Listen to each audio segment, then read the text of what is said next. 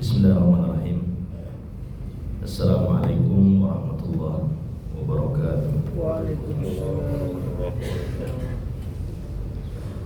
Alhamdulillahirabbil alamin. Wa bihi nasta'inu ala umuri dunya waddin. Asyhadu an la ilaha illallah wahdahu la syarika lah. Wa asyhadu anna Muhammadan 'abduhu wa rasuluh. Sayyidul mursalin wa ala alihi wa sahbihi ajma'in. Wa la hawla wa la quwwata illa billahil aliyyil azim. Qala Allahu 'azza wa jalla fil Qur'anil karim, ya ayyuhalladzina amanu taqullaha haqqa tuqatih wa la tamutunna illa wa antum muslimun. Amma ba'd. Jamaah salat zuhur yang semoga dirahmati dan diberkahi oleh Allah Subhanahu wa taala. Alhamdulillah, kita bersyukur kepada Allah atas segala limpahan nikmat yang Allah karuniakan kepada kita. Salawat serta salam tidak lupa kita curahkan kepada Nabi yang mulia, Nabi Muhammad sallallahu alaihi wasallam. Semoga tercurah juga kepada keluarganya, para sahabatnya, dan orang-orang yang senantiasa istiqomah mengikuti petunjuknya hingga hari kiamat kelak. Kita memohon kepada Allah di kesempatan siang hari yang mulia ini agar Allah Subhanahu wa taala tambahkan kepada kita ilmu yang bermanfaat dan dimudahkan dalam beramal saleh. Allahumma inna nas'aluka ilman nafi'an wa rizqan thayyiban wa amalan mutaqabbalan. Allahumma amin. Jamaah yang dirahmati oleh Allah Subhanahu wa taala, insyaallah kita akan lanjutkan pembahasan kita membahas kitab Syarah Al-Arba'in An-Nawawiyah. Hadis-hadis yang dikumpulkan oleh Al-Imam Abu Zakaria Yahya bin Syaraf An-Nawawi. Ada 42 hadis yang beliau kumpulkan, dan hadis-hadis tersebut adalah hadis-hadis yang jawami'ul kalim, yaitu yang singkat lafadznya tapi maknanya luas. Ya, singkat lafadznya tetapi memiliki makna yang sangat luas. Dan kita sampai kepada hadis yang ke-20. Al-hadis al-ishrun an Abi Mas'ud Uqbah ibn Amr al-Ansari al-Badri radhiyallahu anhu qala Rasulullah sallallahu alaihi wasallam, inna mimma adraka an-nas min kalamin nubuwatil ula idza lam tastahi fasna' ma syi'ta. Rawahul Bukhari.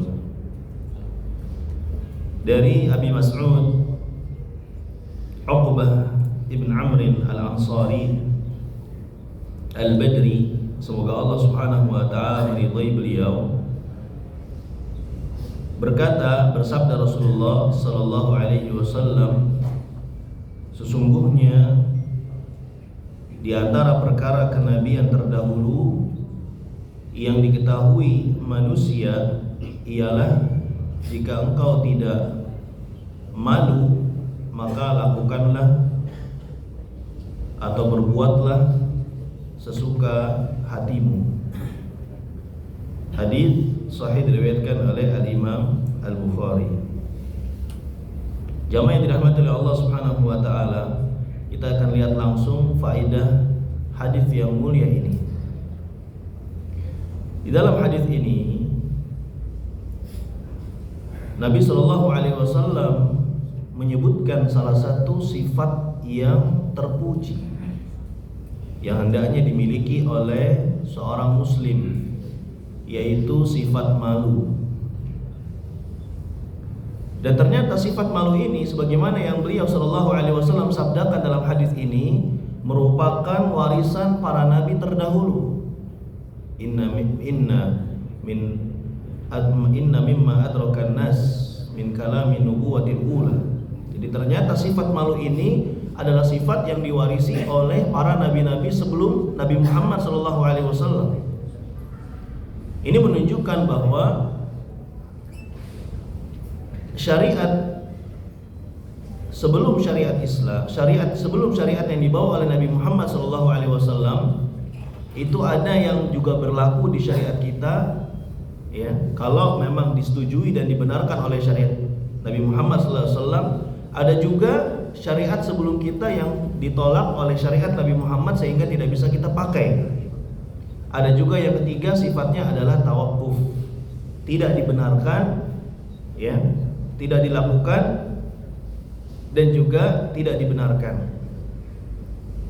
Jadi sifat malu yang disampaikan oleh Rasulullah SAW ternyata adalah sifat yang diwarisi oleh para nabi terdahulu. Kemudian jamaah sekalian yang dirahmati oleh Allah Subhanahu wa taala, juga ada pelajaran yang sangat penting yang bisa kita petik dalam hadis yang mulia ini, yaitu sifat malu. Bahwa sifat malu ini, kata Syekh Muhammad bin Shalih Al-Utsaimin, ya, ketika beliau mensyarah hadis ini, itu ada dua. Ada sifat malu yang memang secara tabi'i dimiliki oleh seseorang, ada juga sifat malu yang muktasab, yang diraih agar seseorang itu memiliki sifat malu ini. Ya.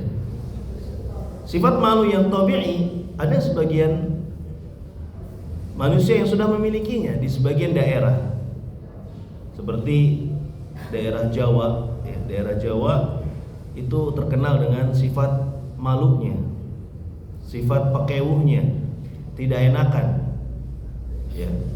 Meskipun saya tidak pungkiri di daerah-daerah lain juga ada yang memiliki sifat malu ini secara tabi'i. Namun ada orang yang tidak memiliki sifat malu ini, yang dia harus meraih sifat malu ini dengan cara berusaha. Dia berusaha gimana supaya dia memiliki sifat malu ini. Jamaah yang dirahmati oleh Allah Subhanahu wa taala. Kemudian Nabi Shallallahu alaihi wasallam di dalam hadis yang mulia ini mengatakan, "Idza lam tastahi fasna' ma syi'ta." Apabila engkau tidak memiliki sifat malu, maka lakukanlah sesukamu. Maka di sini ada dua makna. Yang pertama, kalau engkau tidak memiliki sifat malu, maka lakukanlah apa yang kau sukai. Maka lakukanlah apa yang kau sukai. Kita lihat di sini, seakan-akan di sini Nabi SAW memerintahkan, padahal maksudnya adalah khobar, maksudnya adalah berita, kabar, bahwa siapa yang tidak memiliki sifat malu, maka lakukan apa yang dia inginkan. Maka lakukan apa yang dia inginkan. Seperti seorang misalnya, ya, waliyadzubillah, kita saksikan banyak di antara kaum muslimin yang sudah sangat jauh dari sifat malu. Sangat jauh dari sifat malu. Ya, seperti wanita-wanita muslimah ada yang membuka aurat mereka, tidak malu.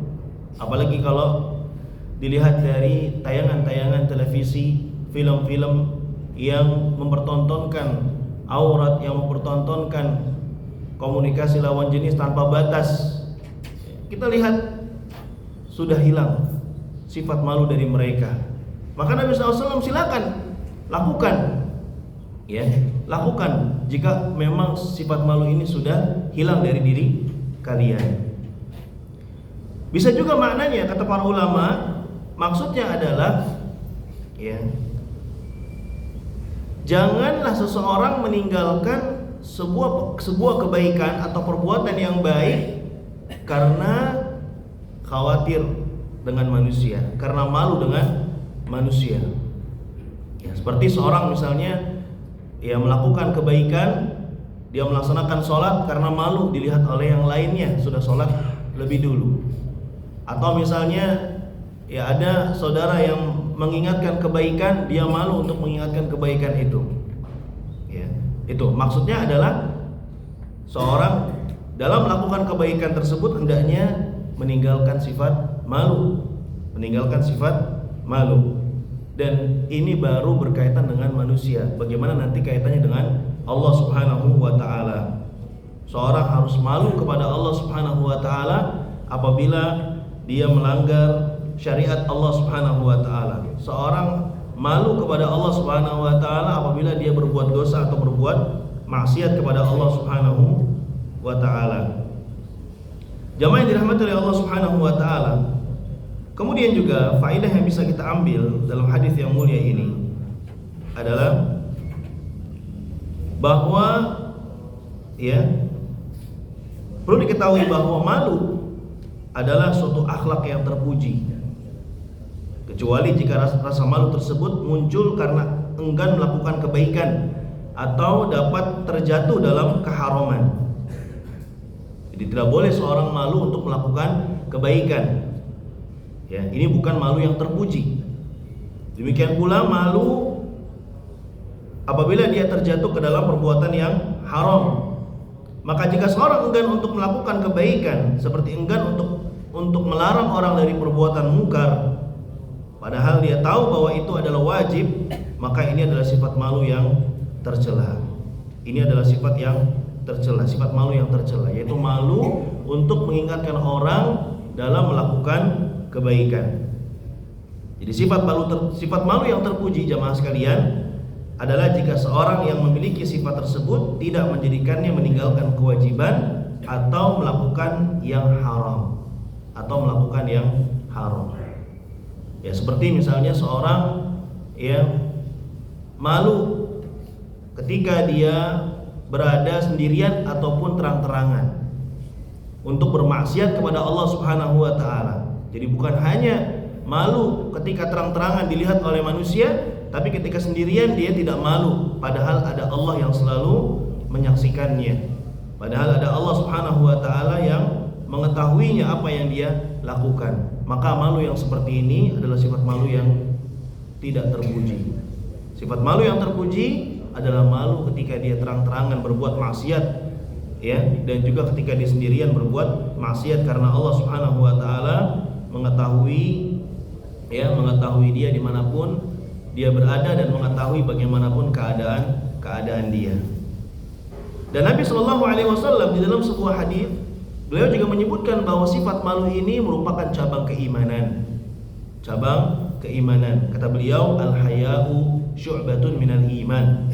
Dan sifat malu ini merupakan bagian dari keimanan. Dan orang yang memiliki sifat malu ini jamaah sekalian, maka dia akan senantiasa mendapatkan kebaikan. Kata Nabi sallallahu alaihi wasallam, al-haya la ya'ti illa bi khair. Sifat malu ini tidaklah datang kecuali kebaikan. Tidaklah datang kecuali kebaikan. Kemudian jamaah yang dirahmati oleh Allah Subhanahu wa taala, kita lihat hadis yang ke-21. Al-hadis al-hadi wal ishrun.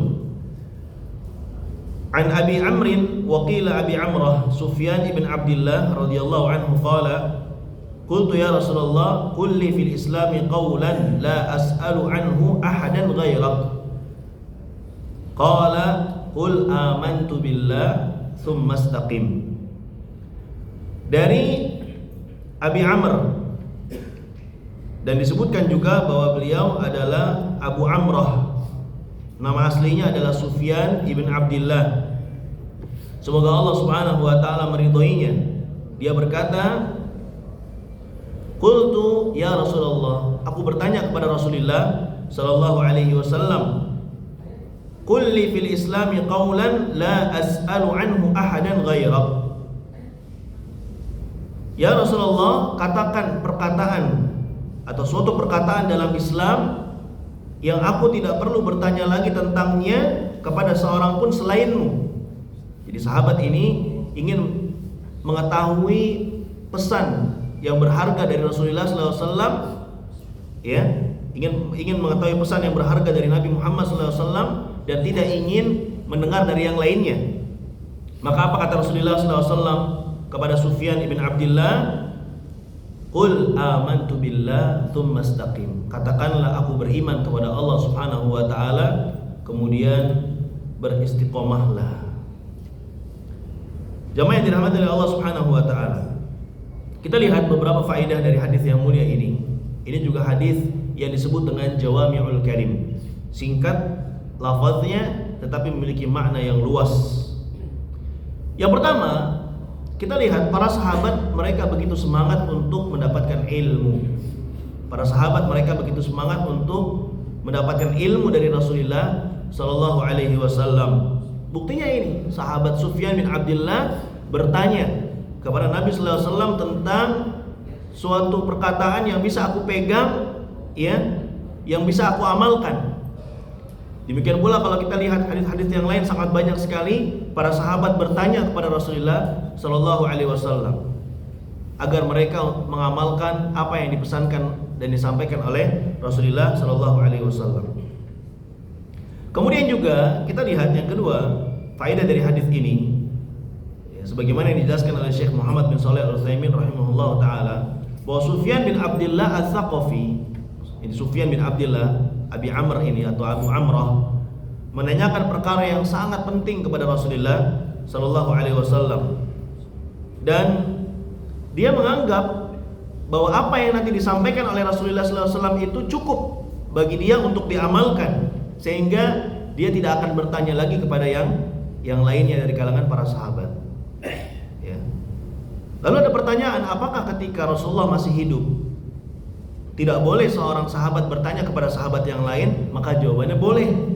Maka jawabannya boleh apabila sahabat yang lain tersebut memiliki pengetahuan yang baik, yang bagus terhadap ilmu. Ya, bertanya kepada pembesar-pembesar para sahabat. Ya, boleh. Tetapi Sufyan bin Abdullah di sini ingin menanyakan perkara penting langsung kepada Rasulullah karena ingin dengar langsung kepada Rasulullah Shallallahu Alaihi Wasallam. Kemudian faedah yang selanjutnya, bahwa Sufyan bin Abdullah Ats-Tsaqafi ini mungkin saja bertanya kepada sahabat lain dalam masalah ilmu, dan ada di antara mereka yang bisa berfatwa. Namun karena begitu pentingnya masalah ini, sehingga beliau hanya ingin mendengarkan jawaban dari Rasulullah Shallallahu Alaihi Wasallam. Kemudian yang keempat, jamaah yang dirahmati oleh Allah Subhanahu Wa Taala, Nabi Shallallahu Alaihi Wasallam dikaruniakan oleh Allah, tadi yang saya sebutkan hadis-hadis ini, jawami'ul kalim, ya, jawami'ul kalim, yaitu kalimat yang ringkas namun syarat makna, maknanya luas. Dan ini tercakup dalam dua kalimat dalam hadis ini. Kata Nabi SAW, amantu billah tsumma istaqim. Aku beriman kepada Allah, kemudian istiqomahlah. Terkait dengan istiqomah adalah dianjurkan, bahkan diperintahkan. Setiap kita yang sudah beriman kepada Allah Subhanahu wa taala, iman dengan hati, dengan lisan, dengan anggota badan, ya, itu maknanya i'tiqad fil qalbi, meyakini dengan hati. Setiap kita beriman kepada Allah, kepada Rasul, kepada malaikat, rukun iman yang 6 kita imani, maka tidak cukup hanya diyakini dengan hati, tapi harus dilafadzkan dengan lisan. Katakan aku beriman, ya. Karena kalau hanya sekedar diniatkan di hati, diyakini di hati tanpa dilafadzkan, maka ini seperti keimanannya siapa? Orang-orang musyrikun. Mereka tahu, mereka yakin, mereka percaya kepada Allah, tapi mereka tidak mau melafadzkan iman. Dan juga tidak cukup hanya dilafadzkan tanpa diyakini dengan hati. Karena kalau hanya dilafadzkan dengan lisan dan tidak diyakini dengan hati, maka ini seperti keimanannya orang-orang munafik. Ya. Orang-orang munafik, mereka mengatakan aku beriman kepadamu ya Rasulullah, tapi ternyata hatinya tidak. Makanya mereka disebut dengan nifaq i'tiqadi, ya, memiliki sifat nifaq i'tiqadi. I'tiqad itu adalah dia melafadzkan atau menampakkan keislaman dan menyembunyikan kekufuran. Kemudian tidak cukup juga melafadzkan iman dengan lisan dan diyakini dengan hati tanpa diamalkan dengan anggota badan. Ya, karena kalau hanya sekedar melafadzkan iman dengan lisan dan meyakini dengan hati tanpa diamalkan, maka ini seperti imannya kelompok Murji'ah. Ya, kelompok Murji'ah mereka hanya meyakini iman dalam hatinya dan melafadzkan dengan lisannya. Sehingga di antara mereka ketika diajak untuk melaksanakan ibadah sholat, maka mereka menjawab cukup sholat ini saya niatkan dalam hati saya tanpa diamalkan. Itu menurut mereka. Maka Ahlus Sunnah wal Jamaah meyakini iman ini harus diniatkan atau harus diyakini dengan hati, dilafadzkan dengan lisan, dan diamalkan dengan anggota badan.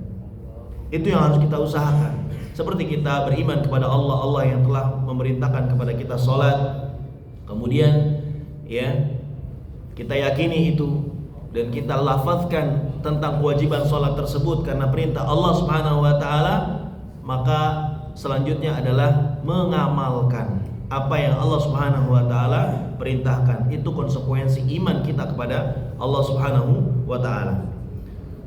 Kemudian setelah kita beriman kepada Allah, selanjutnya adalah kita berusaha untuk istiqomah. Kita berusaha untuk istiqomah. Allah Subhanahu wa taala berfirman, "Innal ladzina qalu rabbuna Allah, tsumma istaqamu, fala khaufun 'alaihim wala hum yahzanun." Sesungguhnya mereka yang mengatakan Tuhan kami ialah Allah. Mereka yang mengatakan Tuhan kami ialah Allah, ini mereka beriman kepada Allah Subhanahu wa taala. Tsumma istaqamu, kemudian mereka istiqamah, fala khaufun 'alaihim wala hum yahzanun, maka mereka tidak perlu takut dan tidak perlu bersedih. Ini keutamaan orang-orang yang istiqomah, ya, istiqomah dalam mengatakan kami beriman kepada Allah Subhanahu wa taala. Dalam ayat lain Allah juga berfirman, innal ladzina qalu rabbuna Allah tsumma istaqamu tatanazzalu 'alaihimul malaikatu alla takhafu wa la tahzanu wa abshiru bil jannati allati kuntum tu'adun. Sesungguhnya orang-orang yang mengatakan Rabb kami adalah Allah, ya, tidak cukup sampai di situ, kemudian dia menyimpang, kemudian dia lalai, ya. Tidak cukup itu. Tapi bagaimana? Tsumma istaqamu, kemudian mereka istiqamah. Maka apa kata Allah? Tatanazzalu 'alaihimul malaika, maka malaikat akan turun kepada mereka dengan mengatakan alla takhafu, kalian jangan khawatir, jangan takut. Jangan takut apa maksudnya jamaah sekalian? Jangan khawatir, karena Allah akan menjaga kalian. Allah akan mencukupkan kalian. Allah akan memberikan petunjuk kepada kalian. Wala tahzanu, dan juga jangan bersedih. Jadi kalau kita istiqomah di atas keimanan kepada Allah Subhanahu wa taala, melaksanakan ketaatan, meninggalkan kemaksiatan, enggak perlu khawatir, enggak perlu takut, karena Allah yang langsung menjaga kita, karena Allah yang langsung mencukupkan kita, karena Allah yang langsung memberikan petunjuk kepada kita. Itu jamaah sekalian, ya. Wa abshiru bil jannah, bahkan Allah berikan kabar gembira kepada orang-orang yang istiqomah. Kabarkan gembira kepada mereka tentang surga allati kuntum tu'adun, ya, dengan surga yang telah dijanjikan kepada mereka atau kepadamu. Kemudian juga Allah Subhanahu wa taala berfirman dalam ayat yang lain, fastaqim kama umirta, maka istiqomahlah kamu pada jalan yang benar. Ya, ini ayat-ayat yang memerintahkan agar seorang beristiqomah dalam melaksanakan ketaatan kepada Allah Subhanahu wa taala. Kemudian jamaah yang dirahmati oleh Allah Subhanahu wa taala,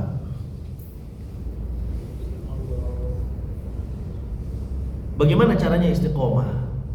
Bagaimana caranya istiqomah? Ada 3 kiat utama yang bisa diamalkan agar seorang istiqomah di atas ketaatan, di atas iman kepada Allah Subhanahu wa taala. Yang pertama adalah mencari teman bergaul yang soleh, mencari teman yang baik, teman yang soleh. Dari Abu Musa radhiyallahu anhu, Nabi sallallahu alaihi wasallam bersabda, "Matsalul jalisis salih," seorang yang duduk berteman dengan orang yang saleh, wal jalisis su, dan seorang yang duduk atau berteman dengan teman yang buruk, kamatsali sahibil miski, perumpamaannya seperti dia berteman dengan seorang penjual minyak wangi, wakiril haddad, dan juga seorang pandai besi. La ya'damuka min sahibil miski imma tashtarihi aw tajidu rihahu, wakirul haddad yuhriq badanak aw thawbak aw tajidu minhu rihan khabithan. Jika engkau tidak dihadiahkan minyak wangi olehnya, maka engkau bisa membeli darinya, atau minimal engkau akan kecipratan wanginya, mendapatkan bau yang harum.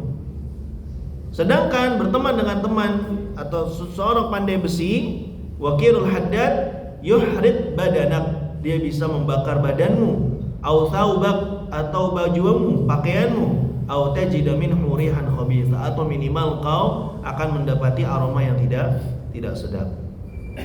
Jadi kalau kita ingin istiqomah jamaah sekalian, maka carilah pergaulan yang baik, carilah teman-teman yang baik, carilah teman yang saleh, karena dia pasti akan mengajak kita, menyeret kita untuk berbuat kebaikan. Ya. Yang kedua, rajin hadiri majelis ilmu. Rajin hadiri majelis ilmu. Karena iman itu kan naik turun. Iman itu naik turun. Ada kalanya seorang itu lagi semangatnya ibadah, luar biasa melaksanakan sholat, semangatnya, tapi kadang juga malas, lalai. Itulah iman. Ya, seperti itulah iman. Dalam sebuah ayat Allah Subhanahu wa taala berfirman yang menunjukkan tentang naik turunnya iman seseorang. Innamal mu'minuna alladzina idza dzukirallah wajilat qulubuhum. Orang-orang yang beriman itu apabila disebutkan nama Allah maka hati mereka bergetar. Wa idza tuliyat 'alaihim ayatuhu zadatuhum imana. Dan apabila dibacakan kepada mereka ayat-ayat Allah, bertambahlah keimanan mereka, dan kepada Allah lah mereka bertawakal. Ini menunjukkan bahwa iman itu bertambah dengan ketaatan, yazidu bit ta'ah wa yanqusu bil ma'siyah, dan berkurang dengan kemaksiatan. Seperti jamaah sekalian duduk pada siang ini di majelis ilmu yang berkah dan mulia ini, ya, maka ada motivasi untuk yang semangat lagi melaksanakan ibadah ketaatan kepada Allah Subhanahu wa taala. Apalagi setelah mendengarkan ayat-ayat Al-Qur'an dan hadis-hadis Nabi sallallahu alaihi wasallam. Ya. Maka rajin hadir di majelis ilmu merupakan salah satu sebab iman kita, atau kita bisa istiqomah. Kita bisa istiqomah karena hati ini perlu disiram, ya, disirami dengan ayat-ayat Al-Qur'an dan hadis-hadis Nabi, perkataan para sahabat, perkataan para ulama. Ya. Ini bisa memotivasi untuk membangkitkan kembali semangat seseorang agar dia senantiasa istiqomah. Kemudian yang ketiga adalah memperbanyak doa kepada Allah. Karena yang bisa menjadikan seorang itu istiqomah atau tidak adalah Allah Subhanahu wa taala. Yang bisa menjadikan hati seseorang itu teguh berada di atas ketaatan adalah Allah Subhanahu wa taala. Doa minta kepada Allah. Ya. Minta agar diberikan keistiqomahan.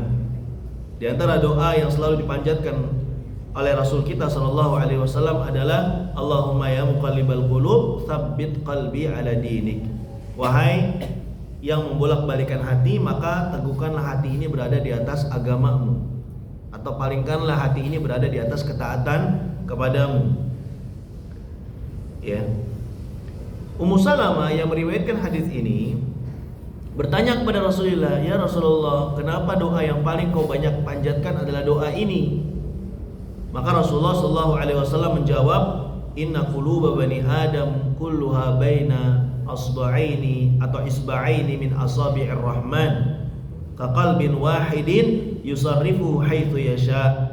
Sesungguhnya hati manusia, hati kita ini jemaah sekalian, ya, itu di antara jari jemari Allah Subhanahu wa taala. Ka qalbin wahid, seperti satu hati, ya. Yuqallibuha atau yusarrifu haitsu yasha, Allah membolak-balikannya sesuai dengan kehendak Allah Subhanahu wa taala. Maka siapa yang diberikan petunjuk oleh Allah, yang diberikan keistiqomahan oleh Allah, hati yang lurus, maka dia beruntung. Tapi siapa yang menyimpang, waliyadzubillah, maka dia binasa. Maka minta selalu kepada Allah Subhanahu wa taala agar diberikan keistiqomahan berada di atas din yang mulia ini, di atas agama yang mulia ini, agama Islam.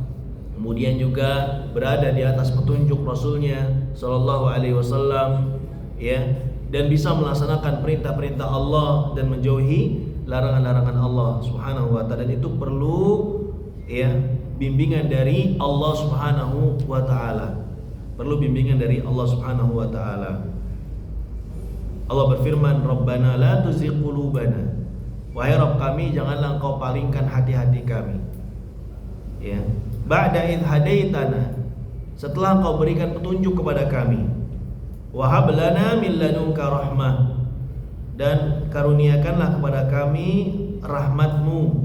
Innaka antal wahhab. Karena sesungguhnya Engkaulah yang Maha Pemberi. Ya, Engkaulah yang Maha Pemberi. Nah, itu dia dua hadis yang bisa kita bahas pada kesempatan siang hari ini.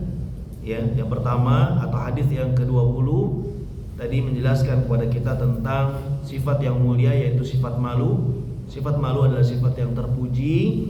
Ya, sifat malu adalah sifat yang terpuji yang hendaknya kita berusaha untuk memiliki sifat itu. Namun sifat malu yang benar, yaitu malu apabila bermaksiat kepada Allah Subhanahu wa taala, malu apabila berbuat dosa kepada Allah Subhanahu wa taala.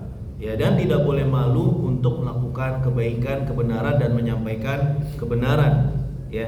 Kemudian hadis yang ke-21 adalah hadis tentang perintah untuk beriman kepada Allah Subhanahu wa taala dan berusaha untuk istiqomah di atas jalan Allah Subhanahu wa taala. Semoga bermanfaat. Kurang lebihnya mohon maaf. Wallahu a'lam bishawab. Sebelum saya akhiri, mungkin ada yang ditanyakan, saya persilakan.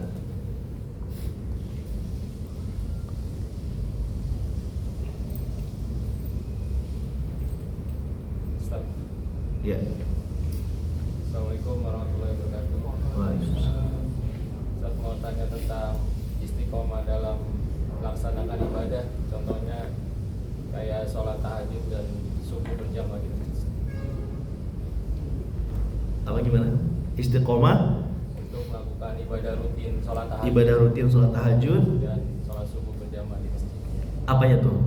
Pertanyaannya ini biar rutin istiqomah. Biar rutin. Ya. Ya, tadi sudah kita sampaikan ya. Memperbanyak doa. Memperbanyak doa, minta taufik dari Allah Subhanahu wa taala. Kemudian lakukan usaha-usaha untuk bisa bangun malam. Ya. Apa usahanya? Berarti tidur cepat. Ya kan? Tidurnya cepat, jangan begadang kalau tidak bermanfaat. Kalau bergadangnya untuk hal-hal yang bermanfaat, silakan. Ya, untuk menuntut ilmu, untuk menjaga keamanan, ya. Kemudian nanti saat misalnya sampai larut malam dan ternyata sudah mendekati subuh, sebaiknya sholat di waktu itu gitu. Kemudian juga usaha-usaha lain gimana ya, misalnya kita pasang alarm ya malam hari, kemudian minta dibangunkan keluarga, minta dibangunkan teman, ya itu usaha-usaha yang bisa kita lakukan. Ya. Kemudian juga apa tadi yang kedua? Sholat subuh berjamaah. Oh, soal subuh berjamaah ya sama itu. Kadang gini jamaah sekalian, kadang kita tahu ya bahwa keutamaan yang luar biasa dari sholat tahajud dan sholat subuh tersebut. Tapi terkadang kita tidak berusaha untuk mencari sebab-sebab gimana caranya supaya saya bisa istiqomah sholat tahajud dan sholat subuh. Ya, terkadang di antara kita ada yang melalaikan itu. Melalaikannya gimana? Kadang ada hal-hal yang tidak penting untuk kita lakukan di malam hari. Ini kita lakukan sehingga nanti bisa mengakibatkan kita tidak bangun di sholat tahajud dan juga bablas di sholat subuh misalnya. Itu ya, gimana caranya supaya kita bisa sholat tahajud dan sholat subuh tersebut, yaitu lakukan usaha-usaha yang bisa mendorong kita untuk melakukan dua sholat itu. Kemudian juga di antara hal penting adalah meninggalkan kemaksiatan ya, meninggalkan kemaksiatan.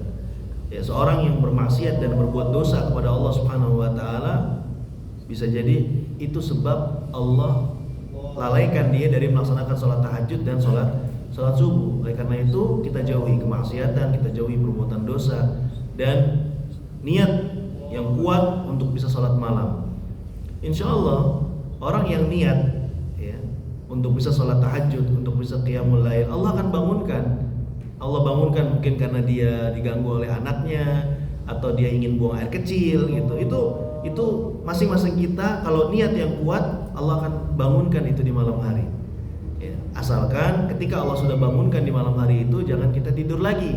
Nah, ini juga masalah. Terkadang Allah sudah bangunkan kita di jam 2, jam 3, kemudian dilihat waktunya masih lama, masih panjang, saya tidur dulu biar nanti bangun. Ternyata bablas, udah adzan subuh, bahkan lewat dari subuh. Namun seumpama ketika seorang sudah berniat karena lelah yang sangat, dia tidak bangun untuk melaksanakan sholat tahajud, maka Allah Subhanahu wa taala sudah catat dia sebagai orang yang melaksanakan sholat tahajud. Itulah keindahan Islam, itulah kasih sayang Allah Subhanahu wa taala. Baru sekedar niat yang baik saja Allah sudah catat dia melakukan kebaikan itu. Sebaliknya, seorang yang niat buruk, maka tidak Allah akan catat niat buruk itu sampai dia melakukan keburukan tersebut. Ya, baik, wallahu a'lam bishawab. Demikian saya kira cukup. Terima kasih, jazakallahu khairan, semoga bermanfaat apa yang kita bahas. Kurang lebihnya saya mohon maaf. Wassallallahu ala nabiyina Muhammadin wa ala alihi wasallam. Wassalamualaikum warahmatullahi wabarakatuh.